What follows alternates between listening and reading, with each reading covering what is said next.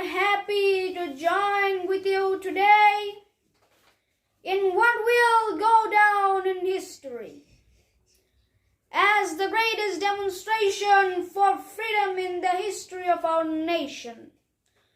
50 years ago, a great American in whose symbolic shadow we stand today signed the Emancipation Proclamation. This momentous decree came as a great beacon light of hope to millions of Negro slaves who had been seared in the flames of withering injustice. It came as a joyous daybreak to end the long night of their captivity. But 100 years later, the Negro still is not free. 100 years later, the Negro still is sadly crippled by the manacles of segregation and the chains of discrimination. 100 years later, the Negro is still living on a lonely island of poverty in the midst of a vast ocean of material prosperity. I have a dream that one day this nation will rise up, live out the true meaning of its creed. We hold its truths to be self-evident that all men are created equal.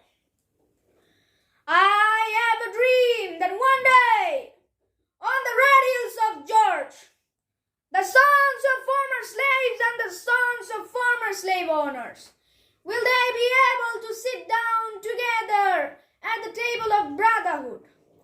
I have a dream that one day, even the state of Mississippi, the state of sweltering with the heat of injustice, sweltering with the heat of oppression, will be able to transform into an oasis of freedom and justice.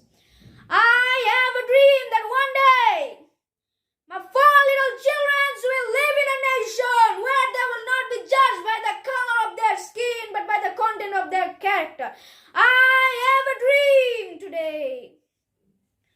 I have a dream that one day, down in Alabama, with its vicious races, with its governor having his lips dripping with the words of interposition and nullification. This is our hope. This is the faith that I go back to the South with. With this faith, we will be able to hew out of the mountain of despair a stone of hope. With this faith, we will be able to transform the jangling discords of a nation into a beautiful symphony of brotherhood. With this faith, we will be able to work together, to pray together, to struggle together, to go to jail together, to stand up for freedom together, knowing that we will be free one day.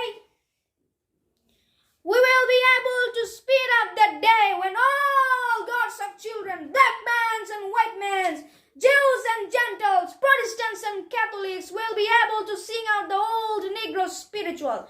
Free at last, free at last.